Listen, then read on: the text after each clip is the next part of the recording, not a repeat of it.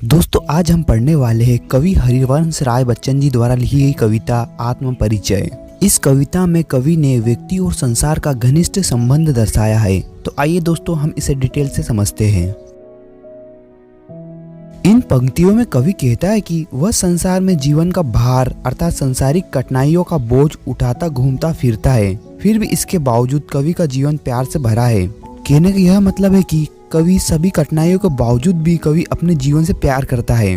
कवि अपने जीवन को सितार की तरह मानता है जिसके तारों को उनके अनुसार किसी ने छू कर कंपित कर दिया है अर्थात छेड़ दिया है, और वे मानते हैं कि उनका जीवन इन्हीं तार रूपी सांसों के कारण चल रहा है।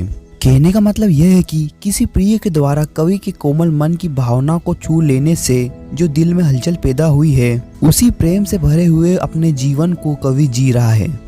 आगे कवि कहता है कि उन्हें उनके जीवन में जो प्रेम मिला है वे उसी प्रेम रूपी मदिरा अर्थात शराब पीकर उसके नशे में मस्त रहते हैं। उन्हें कभी संसार की परवाह नहीं की, क्योंकि कवि के अनुसार यह पूरा संसार उन्हीं लोगों को अधिक महत्व देता है या उनको पूछता है जो संसार के अनुसार चलते हैं तथा उनका गुणगान करते हैं। लेकिन कवि अपने मन की इच्छा के अनुसार चलता है, मतलब कि कवि वही करता है जो उसका मन करता है, फिर दुनिया उसके बारे में क्या कहेगी इसकी उन्हें कोई परवाह नहीं है। इस पंक्ति में कवि कहता है कि वह हर समय अपने हृदय की भावनाओं को संसार के समक्ष लाने की कोशिश करता रहता है।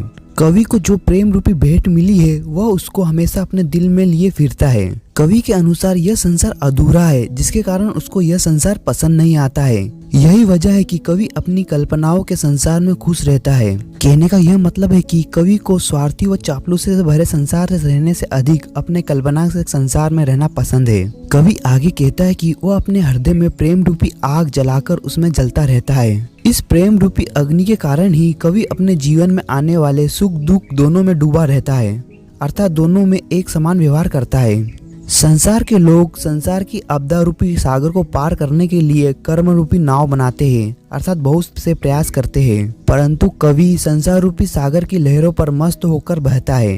कहने का यह मतलब है कि कवि अपने जीवन में आने वाले सुख दुख रूपी लहरों में भी मस्त रहता है, क्योंकि कवि के अनुसार उसके पास तो प्रेम की नाव है।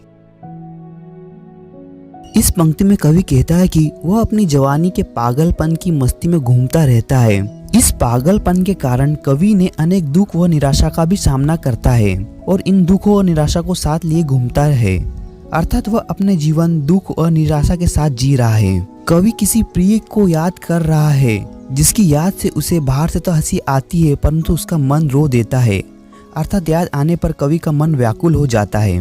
कवि आगे कहता है कि इस संसार में लोगों ने सत्य को जानने की कोशिश की परंतु कोई भी सत्य को नहीं जान पाया और वह बिना सत्य के जाने ही इस संसार को छोड़कर चले गए। कवि बताता है कि नादान अर्थात मूर्ख वही होता है जहाँ समझदार एवं चतुर होते हैं। कहने का यह मतलब है कि हर व्यक्ति अपने स्वार्थों को पूरा करने के लिए वैभव समृद्ध भोग विलासा की तरफ भाग रहा है। वे इतना सत्य भी नहीं सीख सकते कि सांसारिक वस्तुएं सदैव के लिए नहीं रहती है। यह सब जानते समझते हुए भी अगर यह संसार से कुछ सीख नहीं पाते तो फिर इसे मूर्खता ही कहा जाएगा। कवि कहता है कि वह इस बात को जान चुका है। उन्होंने इस दुनिया में रहते हुए जो भी सांसारिक बातें सीखी है अब वह उनको भुलाना चाहता है, क्योंकि कवि अपनी मस्ती में रहते हुए अपने मन के अनुसार जी रहा है। इस पंक्ति में कवि कहता है कि कवि का और संसार का कोई संबंध नहीं है।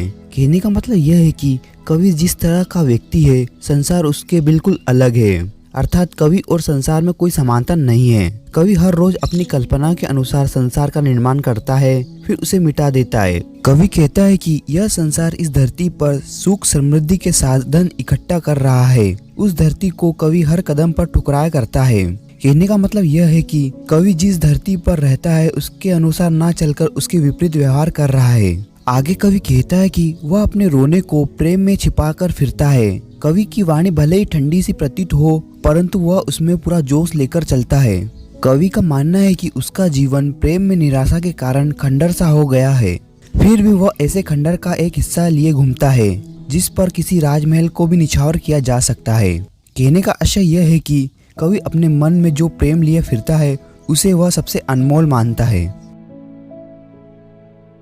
इस पंक्ति में कवि कहता है कि प्रेम की पीड़ा के कारण उसके मन का रोना अर्थात मन की पीड़ा शब्द रूपी में प्रकट हुई और उसके इस रोने को संसार ने गीत समझा। जब कवि की वेदना अधिक हो गई तो उसने अपने दुख को शब्दों के माध्यम से व्यक्त करना चाहा और संसार इस प्रक्रिया को मात्राओं को निश्चित मान अनुसार पद्य रचना मानने लगी। कवि को यह समझ नहीं आ रहा है कि यह संसार उसे कवि के रूप में क्यों अपनाना चाह रहा है, क्योंकि कवि तो स्वयं को नया दीवाना कहता है जो इस दुनिया में मिलने वाली हर परिस्थितियों में मस्त रहता है। कवि आगे कहता है कि ना जाने क्यों समाज उसे दीवाना स्वीकार नहीं करता है, जबकि वह दीवानों का रूप धारण करके संसार में घूमता रहता है। उसके जीवन में जो प्रेम रूपी मस्ती शेष रह गई है वह उसे लिए घूमता फिरता है। कवि उसी प्रेम रूपी मस्ती का संदेश लिए फिरता है जिसको सुनकर सारा संसार झूम उठता है। कवि के प्रेम भरे गीतों की मस्ती सुनकर लोग प्रेम में झुक जाते हैं तथा प्रेम के आनंद में झूमने लगते हैं। कहने का यह मतलब है कि कवि अपने मन के भावों को शब्दों में व्यक्त करता है